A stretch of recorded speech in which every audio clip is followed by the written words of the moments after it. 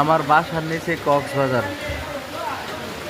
কক্সবাজার সমুদ্র সৈকতে যাওয়ার কোনো দরকার নেই। এই যে আমার বাসার নিচে কক্সবাজার। এত পরিমাণ বৃষ্টি গতকাল রাতের থেকে আজকা পর্যন্ত বৃষ্টি, অবস্থা ভয়াবহ। বেরোতে একটু কোথাও যাবো, বেরোতে হবে, দোকানে যাব, দোকানে যাওয়ারও কোনো লাইন নাই, যেতে পারতেছে না। এই যে নিউজ কাভার করতেছে, এই যে নিউজ একটা চলে আসছে, নিউজ সময় টিভি চলে আসছে, এই যে লঙ্গি ভরা টিভি চলে আসছে, এই যে রিস্কা।